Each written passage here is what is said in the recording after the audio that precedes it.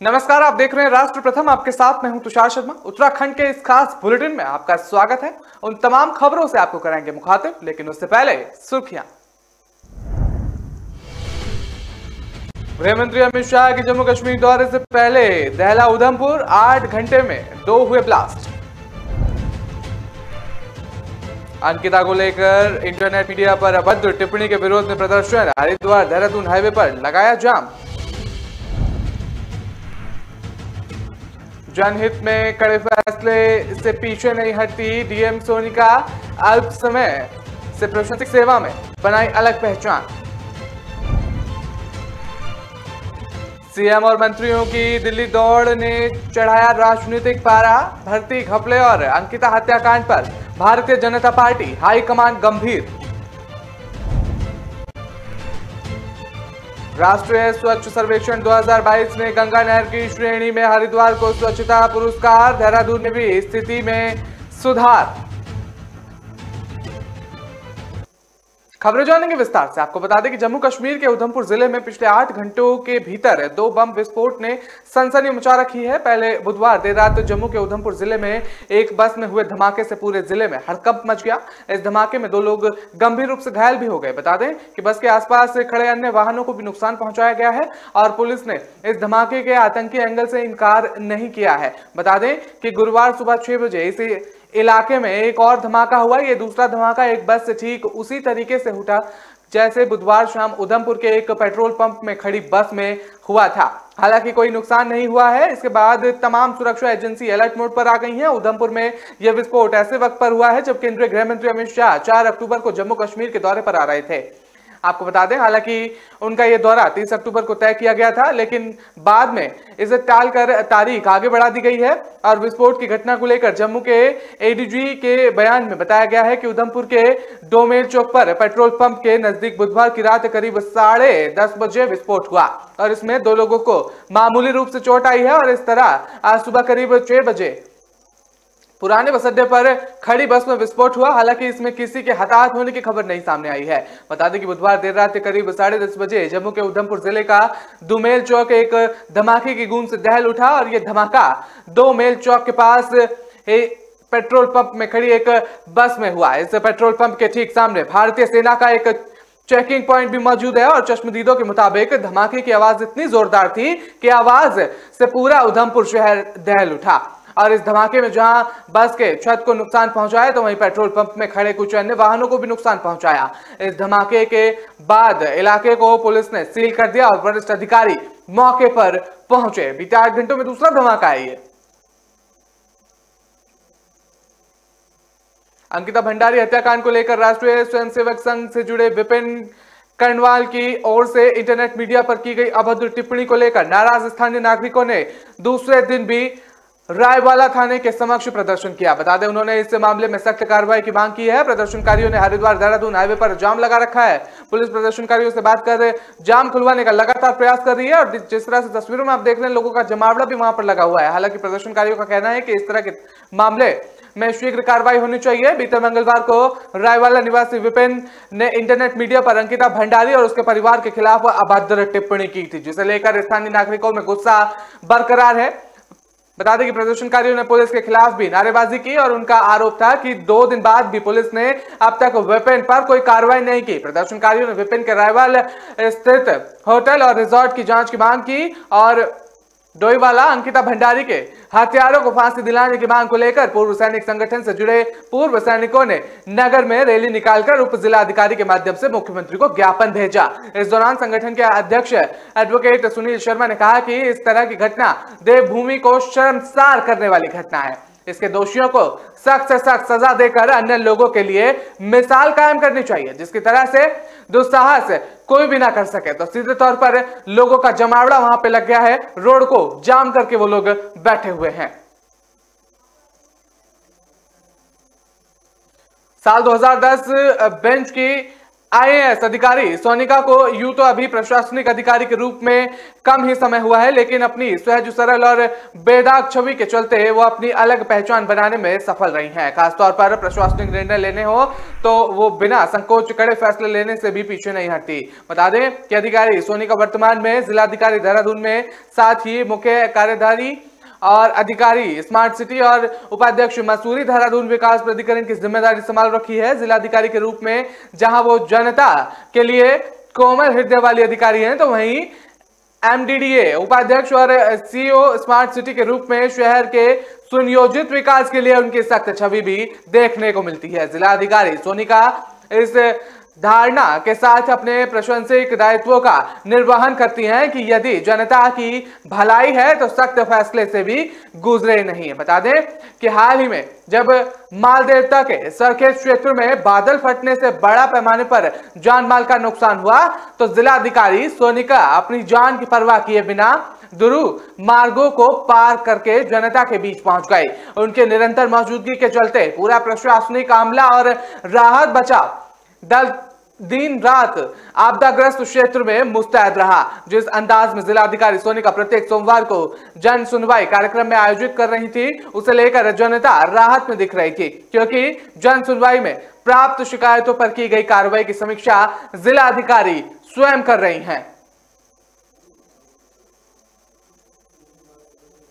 प्रदेश में भारतीय जनता पार्टी की अंदरूनी राजनीति में बड़ी हलचल के संकेत हैं। अंकिता हत्याकांड और विधानसभा में अवैध नियुक्तियां निरस्त करने को लेकर चल रही कार्रवाई के बीच मुख्यमंत्री पुष्कर सिंह धामी के मंगलवार को अचानक दिल्ली पहुंच गए हैं। बता दें कि विधानसभा अध्यक्ष रितु ने भी दिल्ली का रुख किया है। देर सायं प्रदेश बीजेपी अध्यक्ष महेंद्र भट्ट और कैबिनेट मंत्री डॉक्टर धन सिंह रावत भी दिल्ली जाने वाले के कतार में सम्मिलित हैं और इस प्रदेश की राजनीति का पारा चढ़ गया है। मुख्यमंत्री आज भी दिल्ली प्रवास पर रहेंगे। माना जा रहा है कि राष्ट्रीय स्तर पर चर्चित हो चुके इन दोनों प्रकरणों से असहज केंद्रीय नेतृत्व मुख्यमंत्री समेत इन तमाम नेताओं से फीडबैक लेंगे और मंत्रिमंडल विस्तार के साथ ही फेरबदल के रूप में हाईकमान का निर्णायक कदम शीघ्र सामने आ सकता है। प्रदेश में भर्ती घपले से उपजे असंतोष को थामने के लिए मशक्कत कर रही प्रदेश सरकार की मुश्किलें अंकिता हत्याकांड ने बढ़ा दी हैं। एक के बाद एक घटनाक्रम ने कांग्रेस को उत्तराखंड को राष्ट्रीय मुद्दा बनाने का अवसर दे दिया है। विधानसभा में अनियमितता भर्ती को लेकर भारतीय जनता पार्टी पर हमलावर राहुल गांधी और अब अंकिता हत्याकांड को लेकर भी अधिक मुखर हैं। बता दें कि राष्ट्रीय स्तर पर सुर्खियां बटोर रहे इन मामलों को बीजेपी हाईकमान ने गंभीरता से नहीं लिया, बल्कि पूरे घटनाक्रम पर बारीकी से नजर रखी जा रही है।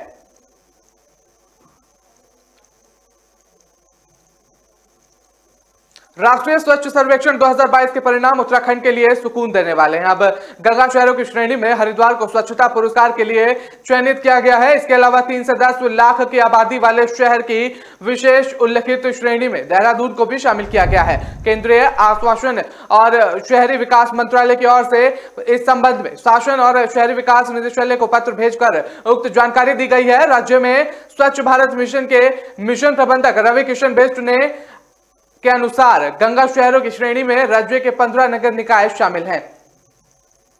इनमें से हरिद्वार को पुरस्कार के लिए चयनित किया गया है। इसके अलावा देहरादून शहर में भी पिछले कई वर्षों से आकलन के आधार पर स्थिति में सुधार हुआ है। हरिद्वार और देहरादून के साथ ही राज्य में स्वच्छता पुरस्कार के लिए चयनित नगर निकायों की संख्या बढ़कर 6 हो गई है और इससे पहले 4 निकाय डोईवाला, नरेंद्र नगर, रामनगर और लडोर केंट को स्वच्छता पुरस्कार के लिए चयनित किया गया था। इसके अलावा 100 से कम निकायों वाले राज्यों की श्रेणी में उत्तराखंड को पहले 3 राज्यों में शामिल किया गया है और शहरी विकास मंत्री प्रेमचंद अग्रवाल ने कहा है कि कड़े मुकाबले के बीच उत्तराखंड के 7 निकाय राष्ट्रीय स्वच्छ सर्वेक्षण में स्थान बनाने में सफल रहे हैं और साथ ही 100 से कम निकायों वाली श्रेणी में उत्तराखंड टॉप 3 में आया है। इसके लिए मुख्यमंत्री के साथ ही राज्यवासियों को भी शुभकामनाएं। फिलहाल वक्त तो चला एक छोटे से ब्रेक का। खबरों का सिलसिला लगातार जारी रहेगा।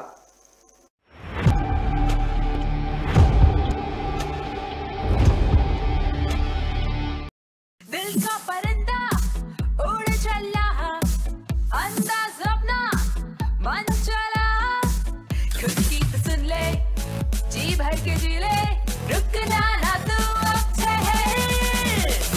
Lyra, Lyra, anytime Naira. Anytime, anywhere.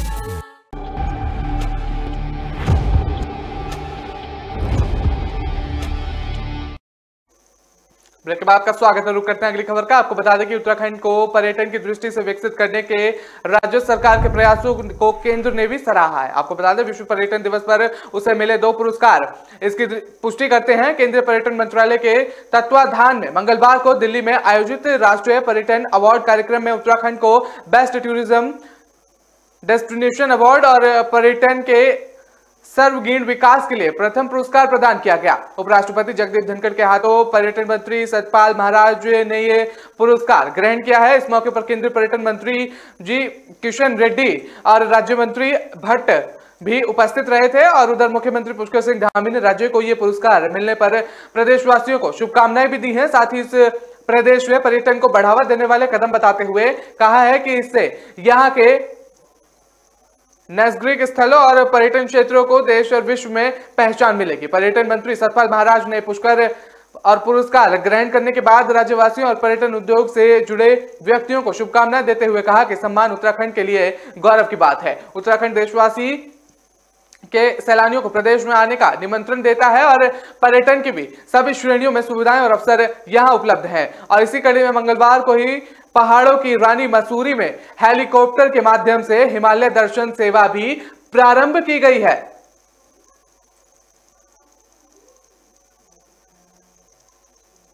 मुख्यमंत्री पुष्कर सिंह धामी ने कहा कि दिव्यांगत अंकिता भंडारी के स्वजन को 25 लाख रुपए की आर्थिक सहायता दी जाएगी। अधिकारियों को इसके लिए निर्देश दिए गए हैं कि मुख्यमंत्री ने कहा कि राज्य सरकार अंकिता के परिवार के साथ ही और उनके हर प्रकार से सहायता करेगी। मामले की एसआईटी जांच कर रही है और पूर्ण निष्पक्ष तरीके से जल्द जांच पूरी की जाएगी। मामले से संबंधित हर तथ्य से जुटाए हुए पुख्ता तरीके से रिपोर्ट तैयार कर अपराधियों को सख्त सजा दिलाना सुनिश्चित किया जाएगा। अपराधियों को ऐसी सजा दिलाई जाएगी जो आगे के लिए भी नजीर बने। पीड़ित परिवार को तुरंत न्याय मिल सके और इसके लिए फास्ट ट्रैक कोर्ट में सुनवाई के लिए न्यायालय से अनुरोध किया गया है। मामले से संबंधित हर तथ्य को जुटाने के हर पुख्ता तरीके से रिपोर्ट तैयार कर अपराधियों को सख्त सजा दिलाना सुनिश्चित किया जाएगा और अपराधियों को ऐसी सजा दिलाई जाएगी जो कि आने वाले समय के लिए नजीर बने। बता दें कि पीड़ित परिवार को तुरंत न्याय मिल सके और इसके लिए फास्ट ट्रैक कोर्ट में सुनवाई के लिए न्यायालय से अनुरोध किया गया है। अंकिता हत्याकांड के मामले में इस समय सरकार तेजी से कार्रवाई कर रही है और इस मामले में एसआईटी का गठन किया जा चुका है और जांच लगातार चल रही है। इस प्रकरण में सरकार लगातार अपराधियों को सजा दिलाने के लिए हर संभव कदम उठाने की बात कर रही है। बता दें अब इस कड़ी में सरकार ने न्यायालय से मामले की सुनवाई के लिए फास्ट ट्रैक कोर्ट बनाने का अनुरोध किया है। मुख्यमंत्री पुष्कर सिंह धामी ने इंटरनेट मीडिया में इसकी जानकारी साझा भी की है। त्रिस्तरीय पंचायत चुनाव की मतगणना बुधवार को शुरू हुई थी, लेकिन देर रात तक भी कई सीटों पर रिजल्ट घोषित नहीं किए गए। जिले में 6 ब्लॉकों की 4305 सीटों पर हुए मतदान के वोटों की गिनती ब्लॉकवार 277 टेबल पर की गई और मतदान स्थलों पर पुलिस की कड़ी सुरक्षा रही। विजय प्रत्याशी ने समर्थकों के साथ जुलूस निकालकर जश्न मनाया। सुबह 7 बजे तक जिले में ग्राम प्रधान के 178 क्षेत्र पंचायत सदस्य की 79 और जिला पंचायत सदस्यों को 2 सीटों पर परिणाम घोषित हो गए हैं। और जिला पंचायत की कोतवाल आलमपुर सीट से बीजेपी के जितेंद्र और नारसन कला से निर्दलीय अरविंद राठी चुनाव जीते हैं। मतगणना अभी भी जारी है और 26 सितंबर को त्रिस्तरीय पंचायत चुनाव में 6 ब्लॉकों में ग्राम पंचायत सदस्य, ग्राम प्रधान, क्षेत्र पंचायत और जिला पंचायत सदस्यों के निर्वाचन के लिए 85.20% मतदान हुआ था और एक दिन बाद 28 सितंबर को वोट की गिनती हुई। बुधवार सुबह 8 बजे से ब्लॉकवार वोटों की गिनती शुरू हुई। मतदान स्थलों पर पुलिस की कड़ी निगरानी रही। जिले की 4305 सीटों से वोट की गिनती के लिए 277 टेबल लगाए गए थे। बता दें कि भादराबाद ब्लॉक में सर्वाधिक 80 टेबल पर वोटों की गिनती की गई और रुड़की में 41, भगवानपुर में 51, नरसन में 51, लक्सर में 36, खानपुर में 16 टेबल पर वोटों की गिनती की गई। बुधवार सुबह 10 बजे के बाद से ग्राम पंचायत सदस्य और ग्राम प्रधानों के नतीजे घोषित होने लगे, जबकि क्षेत्र पंचायत और जिला पंचायत की सीटों के परिणाम दोपहर बाद आने शुरू हो गए थे। नतीजे के साथ विजय प्रत्याशी के समर्थकों की जीत का जश्न मनाया और जिला निर्वाचन अधिकारी विनय शंकर पांडे और एसएसपी डॉक्टर योगेंद्र सिंह रावत ने अधिकारी की टीमों के साथ सभी ब्लॉकों के मतगणना स्थलों का जायजा भी लिया। अंकिता भंडारी हत्याकांड को लेकर देश भर में हल्ला मचा हुआ है। विरोध प्रदर्शन के बीच पीड़ित स्वजनों को सीएम पुष्कर सिंह धामी ने 25 लाख रुपए मुआवजा देने की घोषणा की है। इसी बीच बता दें कि मंच के चर्चित कवि कुमार विश्वास ने ट्विटर पर एक पोस्ट कर नई बहस खड़ी कर दी है। पहले ट्वीट पढ़ लें। बता दें, सत्ता के अहंकार में डूबे उस नीच दुर्योधन के कुकर्मों का मुआवजा टैक्स पेयर के पैसे से क्यों दिया जाएगा। सीधे तौर पर यह ट्वीट में सवाल खड़ा कर दिया है। बता दें, उस नराधम के रिजॉर्ट और संपत्तियों की नीलामी करके इस बिटिया के परिजनों को सारा धन दिया जाए। अनाचार करे पॉलिटिकल परिवार के संरक्षण में पले बेलगाम लड़के और भरे जनता, सीधे तौर पर यह सवाल खड़ा करते नजर आए हैं कुमार विश्वास। बता दें कि डॉक्टर कुमार विश्वास ने मुआवजे पर सवाल उठाने पर कमेंट करने वालों की लाइन लग गई और ज्यादातर यूजर्स उनके तर्क पर सहमति जताते हुए कमेंट लिख रहे हैं। बता दें कि प्रिंस तिवारी नाम के यूजर ने लिखा है कि बिल्कुल सही बात है, क्यों ना करें। ये राजनीति के धृतराष्ट्र केवल हर समस्या का एक ही उपाय जानते हैं, मुआवजा, चाहे मामला हत्या का हो या फिर व्यभिचारिका। दीपक चतुर्वेदी नाम के यूजर ने लिखा है, बिल्कुल सही कहा आपने, ये सत्या के लोभी दुष्टराज बने बैठे हैं और अंकिता के परिवार को मुआवजा देने का ऐलान कर रहे हैं जैसे इनकी पारिवारिक संपत्ति सरकार खजाने में भरी हो। सीधे तौर पर यूजर के तौर पर भी सवाल खड़े किए जा रहे हैं। बता दें कि विनोद वर्मा की सारी संपत्ति की कुर्क करके अंकिता की भरपाई नहीं हो सकती और मूर्खों को पता नहीं है क्या, ये भी सवाल सामने आया है। और कुलभूषण सिंह नाम के यूजर ने लिखा है कि कुछ नहीं होगा, वो सत्ता पक्ष के नेताओं का लड़का है, सब घड़ियाली आंसू रो रहे हैं और ताकि कोई बाद में ये ना कह सके कि अंकिता के लिए कुछ कहा नहीं था, क्योंकि उसे सत्ता पक्ष के लोगों ने मारा और आप वहां क्यों नहीं जाते और अंकिता के लिए वहां बैठे कर रहे इंसाफ क्यों नहीं मांगते। घड़ियाली आंसू मत बताइए। सीधे तौर पर जो तमाम यूजर्स हैं उनकी तरफ से ट्वीट पर रिप्लाई करते हुए सवाल नजर आए। मानसून की विदाई से पूर्व उत्तराखंड में पिछले एक सप्ताह में भारी बारिश हुई है और वहीं अब अगले कुछ दिनों में मौसम शुष्क रह सकता है। ऊंची चोटियों में हुई हिमपात से तापमान में गिरावट भी दर्ज की गई है। मौसम विभाग के अनुसार आज ज्यादातर क्षेत्रों में मौसम शुष्क रह सकता है। बता दें कि पर्वतीय क्षेत्रों में कहीं कहीं गरज के साथ हल्की से मध्यम वर्षा हो सकती है और अगले कुछ दिनों में ऐसे ही बने रहने के अनुमान है। मौसम विज्ञान केंद्र के निदेशक विक्रम सिंह के मुताबिक चोटियों पर हिमपात होने से तापमान में कुछ गिरावट देखी गई है। अगले 2 दिनों में मौसम शुष्क रह सकता है और पर्वतीय क्षेत्र में गरज के साथ बौछार पड़ सकती है। धरासू यमुनोत्री राष्ट्रीय राजमार्ग के निर्माणाधीन आलवेदर रोड पर बुधवार शाम को धरासू बेंड के पास भारी भूस्खलन हुआ था। भूस्खलन इतना अधिक हुआ कि पहाड़ी का एक बड़ा हिस्सा टूट गया, जिससे धूल के गुब्बार उठ गए और इससे धरासू यमुनोत्री राष्ट्रीय राजमार्ग अवरुद्ध हुआ था। बता दें, साथ ही भूस्खलन का मलबा धरासू बेंड के निकट गंगोत्री राष्ट्रीय राजमार्ग पर भी गिर गया, जिससे पूरी तरह से वो ब्लॉक हो गया। फिलहाल वक्त तो चला एक छोटे से ब्रेक का। खबरों का सिलसिला लगातार जारी रहेगा।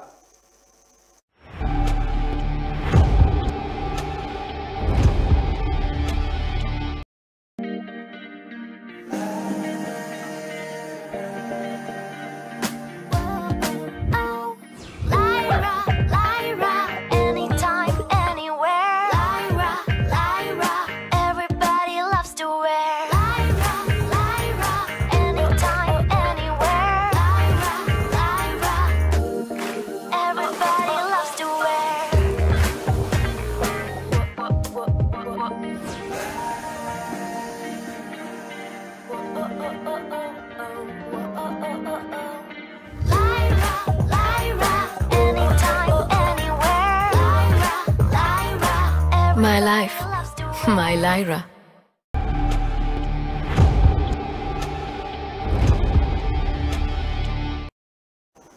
ब्रेक के बाद आपका स्वागत है। रुक करते हैं अगली खबर का। आपको बता दें कि रिजॉर्ट परिसर में पुलकित आर्या के ठाट बाट देखने लायक हैं। यहाँ उसने रिजॉर्ट के बजाय अपने लिए फैक्ट्री में ऐशो आराम के सारे इंतजाम में संपन्न आशियाना बनाया हुआ है। बता दें, खास मेहमानों के लिए उसने अपने आशियाने के ठीक सामने वातानुकूलित एक और आशियाना बना रखा है और पुलकित की अय्याशी और उसके रिजॉर्ट में चल रहे काले कारनामों की जो हकीकत आई है, उनके आधार पर आसानी से समझा जा सकता है कि रिजॉर्ट से अलग ये वीआईपी आशियाने क्यों बनाए गए। हालांकि इस राज से पर्दा उठना अभी बाकी है और इन आशियानों में कौन सा खास मेहमान रुकते थे। बता दें, रिजॉर्ट में सभी सुविधाएं मौजूद हैं। पुलकित चाहता था कि वो अपना ठिकाना बना सकता है, लेकिन उसने ऐसा नहीं किया। रिजॉर्ट परिसर में ही उसकी कैंडी फैक्ट्री है और इसी फैक्ट्री में उसने अपना आवासीय क्षेत्र बना रखा है जहां सभी आधुनिक सुविधाएं मौजूद हैं। समझा जा सकता है कि रिजॉर्ट से दूरी आशियाना किस तरह से उसके काम आता रहा है और पुलकित और उसके खास मेहमानों के अलावा किसी को भी यहां आने की अनुमति नहीं थी। बता दें कि पुलकित और उसके खास मेहमान ही अपनी कार को लेकर सीधे इस आवास परिसर में पहुंचते थे। यहां आने वाले व्यक्तियों की कहीं एंट्री नहीं होती थी। बता दें कि पुलकित ने अपने लिए जो आशियाना बनाया है उसमें बात कानूनी सिस्टम के अतिरिक्त बड़ी एलईडी और अन्य सभी आधुनिक सुविधाओं से युक्त 2 कमरे हैं। मेहमानों के लिए बनाए गए आशियाने में भी सभी आधुनिक सुविधाएं मौजूद हैं। फिलहाल यह आराम घर और अब गुस्साए लोगों की भेंट चढ़ चुके हैं, लेकिन इसके भीतर सोडा और पानी की खाली बोतलें, खाली सिगरेट की डिब्बे समेत तमाम सामान बिखरा पड़ा है, जो बताया है कि पुलकित और उसके खास मेहमानों का जो काम सबके सामने नहीं करते थे वो काम यहां पर होते थे।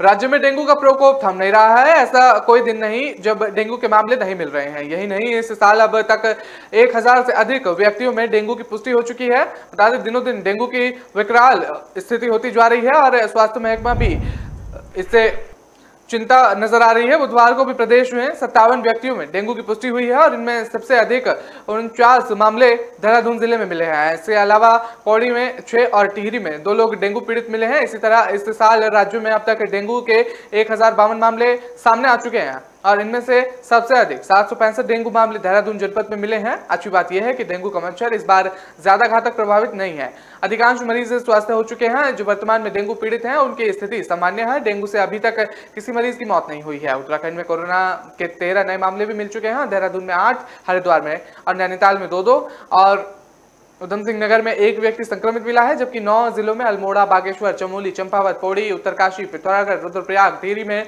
आज कोरोना संक्रमण का 1 नया मामला नहीं मिला है। इधर 41 मरीज स्वस्थ हुए हैं। वहीं कोरोना संक्रमण दर 2.24% है। प्रदेश में कोरोना के 52 सक्रिय मामले हैं। देहरादून में 32 और नैनीताल में 30 सक्रिय मामले हैं। बता दें कि प्रदेश में इस साल कोरोना के 1,40,088 मामले आए हैं। इनमें से 99,891 लोग कोरोना को मात दे चुके हैं और कोरोना संक्रमण के इस साल 3,331 मरीजों की मौत भी हुई है।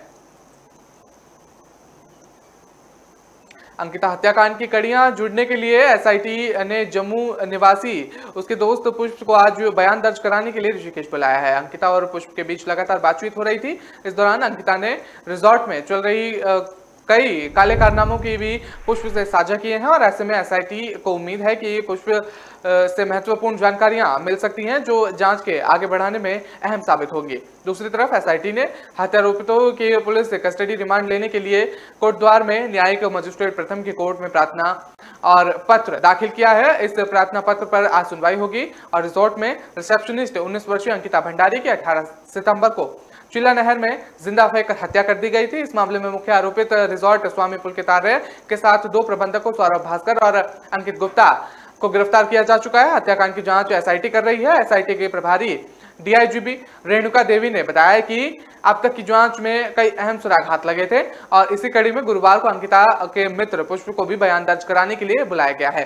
पुष्प के बयान से हत्यारोपितों के विरुद्ध नए साक्ष्य या नई जानकारी मिल सकती है। पुष्प और अंकिता के बीच हुई व्हाट्सएप चैट से भी एसआईटी को काफी सहयोग मिला था और इसके अलावा बुधवार को एसआईटी ने कोटद्वार सिविल न्यायालय में आरोपितों की 4 दिन की रिमांड के लिए प्रार्थना पत्र दिया। एसआईटी के सदस्य एसपी शेखर सोयाल ने बताया कि रिमांड पर अदालत अपना फैसला गुरुवार को सुनाएगी। 21 साल के हो चुके उत्तराखंड में अधिकांश पर्वतीय क्षेत्र अब भी मूलभूत सुविधाओं से अछूता है। यही मुख्य वजह है कि पहाड़ से लोग पलायन के लिए मजबूर हैं। ये प्रवासी पहाड़ से दूर रहकर भी अपने जड़ों यानी संस्कृति और समाज से जुड़े हैं और इसके लिए पहाड़ की बेटी कंचन जदली ने अनूठी पहल की है। बता दें कि स्वरचित कार्टून चरित्र लाटी के माध्यम से कंचन को अपनी संस्कृति और पर्वों से जुड़े रखने का प्रयास लगातार कर रही है। इसी के साथ ही कंचन की लाटी देश दुनिया को भी देवभूमि की संस्कृति का दर्शन करा रही हैं। राज्य में समाज कल्याण, संस्कृत पर्यटन और महिला सशक्तिकरण, बाल विकास विभाग की विभिन्न जागरूकता अभियान के लिए कंचन के लाटी का सहारा ले रहे हैं। अपने प्रोजेक्ट का नाम लाटी आर्ट रखने के पीछे का कारण बताते हुए कंचन कहती हैं कि लाटी का अर्थ पहाड़ में प्यारी, सीधी और नादान लड़की होती है। कंचन के अनुसार वो लाटी अर्थ के माध्यम से हर एक पहाड़ी के मन में अपने पहाड़ के लिए प्यार जगाना और उनको अपनी बोली भाषा से जोड़े रखना चाहती हैं। इसी प्रयास से कंचन का उद्देश्य यही है कि पहाड़ से पलायन कर गए लोग अपनी जड़ों की तरफ दोबारा लौटें, क्योंकि आजकल लोग इंटरनेट मीडिया पर काफी सक्रिय रहते हैं। ऐसे में उन्होंने भी जन जन तक अपनी बात पहुंचाने के लिए इंटरनेट मीडिया का माध्यम बना है और अपने अभियान के लिए कंचन ने पहाड़ी लड़कियों का कार्टून चरित्र लाटी बनाया और अपने आर्ट को लाटी आर्ट नाम दिया है। इस कार्टून चरित्र और गुदगुदाती 5 लाइन से कंचन ने उत्तराखंड वासियों को पहाड़ से जोड़ने की कोशिश शुरू की है। उत्तराखंड के लिए कंचन ने अपने एक चित्र में होगा टाटा नमक देश का नमक और पहाड़ियों का नमक तो प्यूसू लून है, और जैसी गुदगुदाती 5 लाइन के साथ लाठी को नमक पीसते दिखाया गया है। मानसून अवधि बीतने को है और मानसून सुस्त हो चल रहा है। बता दें कि पिछले 2 दिनों से एक दो जगहों पर चुटपुटाहट वर्षा देखने को मिली है। शुष्क मौसम और चटक धूप, तापमान बढ़ती जा रही है। हल्द्वानी के तापमान में 2 डिग्री की तेजी आई है। बुधवार को हल्द्वानी का अधिकतम तापमान 32.6 डिग्री सेल्सियस रहा। आगे भी तापमान ऐसे ही बना रहने की संभावना जताई जा रही है। मौसम विभाग ने अगले 2 दिन तक वर्षा की संभावना से इनकार किया है। कुमाऊं के अधिकांश क्षेत्रों पर मौसम शुष्क रहने वाला है और वर्षा थमने के बाद अच्छी धूप निकल रही है। इस समय खरीफ की फसल तैयार हो चुकी है। मुंडवा, धान, सरसों, उड़द आदि की फसल पकने को है। ऐसे में चटक धूप फसलों को पकने की मदद में मददगार होगी और फसल तैयार होने के बाद किसानों को उन्हें समेटने के लिए समय मिल जाएगा। तो फिलहाल इस बुलेटिन में इतना ही। मुझे दीजिए इजाजत। आप हमारी खबरों को विस्तार से पढ़ने के लिए आप हमारी वेबसाइट का भी इस्तेमाल कर सकते हैं। www.kalamkartavya.com पर जाकर आप खबरों को विस्तार से पढ़ सकते हैं। नमस्कार।